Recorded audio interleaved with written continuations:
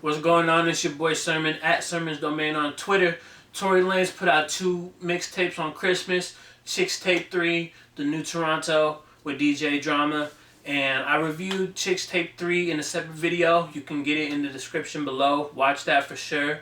And here's The New Toronto. So, first off, you can definitely look at DJ Drama hosting a tape called The New Toronto, a slap in the face to Drake. And I know we keep bringing up, Tory Lanez and Drake, and it's getting kind of exhausting. But at the same time, you can't ignore, like, that kind of has that feel to it. On the other side, DJ Drama even said, we used to respect y'all. Like, he just throws out little random lines like that that make you think, like, is he going, at Drake? Because if you've been following everything that's been happening this year, you know that DJ Drama and Drake have been at opposite ends. DJ Drama played an instrumental role in, the whole Meek Mill versus Drake thing. If you never heard about it, I definitely say Google it, learn about it, read about it. But going into the actual mixtape, The New Toronto is the rapping side of Tory Lanez. Chicks Tape is satisfying the R&B side, and here's the rapping side. And I think at first I was wondering, like, why would you put 2 tapes out at one time? It just doesn't. It seems like a risky move. It seemed like an idea that just was gonna backfire. But when you think about it, Tory Lanez is coming off a #1 hit single with "Say It," so all eyes are on him right now. And some people are not going back to listen to his older stuff, but instead they'll paying attention, like, oh, Tory Lanez has dropped something. I like his new single. Let me go download these 2 mixtapes. Boom, there you go. And you get both sides. You get the R&B side and the rapping side. So it's pretty much like the best of both worlds, if you're a new fan. And that's what The New Toronto does. And it's good because there's only one guest feature on here. So you're getting mostly Tory Lanez out of it. There's nothing like flashy to draw you in. If you want to, if you're a fan, you're gonna download this. If you're a curious fan, you're gonna give it a listen as well. And I gotta say, the tape starts off great. Machiavelli into New Toronto, those 2 are a deadly combination.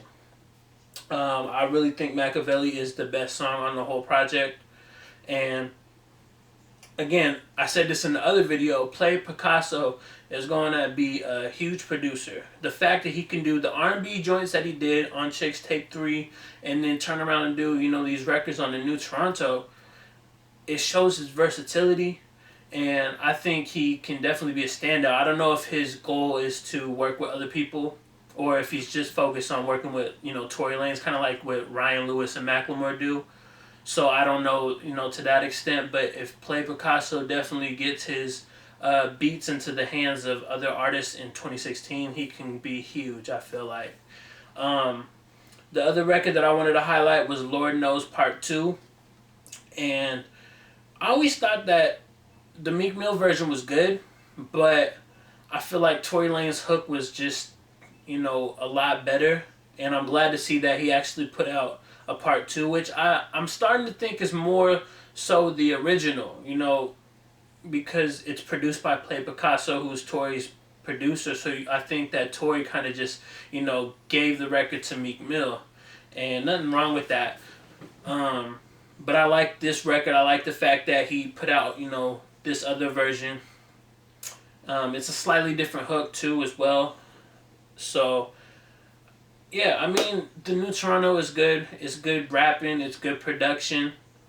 Ignore all the the Drake subliminals and all the talk of that stuff. And just enjoy the music, and you're gonna get a good project. You're gonna get a good project out of Chicks Tape 3 as well. So go watch that review. And now I got 3 questions for you guys. What do you prefer, the rapping or the singing side of Tory Lanez? Let me know in the comment section below. And number 2, do you think Lord Knows is better without Meek Mill?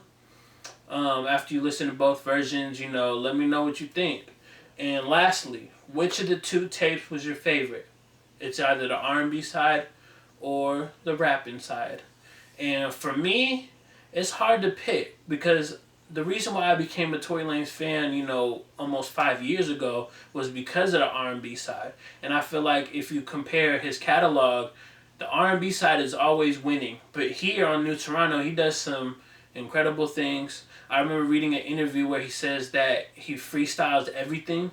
And if that's true, that makes, this tape even more special. And even the R&B stuff, depending on, his idea of what freestyling is. Because I don't imagine him just going in there off the top of the dome. I look at it more like, he has an idea of what he wants to do. He has, some lines in his head.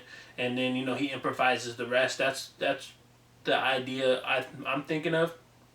But yeah, going back to it, which of the two tapes is your favorites? Let me know in the comment section below. And then like the video, subscribe to the channel if you're not already. Share the video. Follow me on Twitter at SermonsDomain. As always, thank you for your time. I appreciate you for watching. And until next time, peace.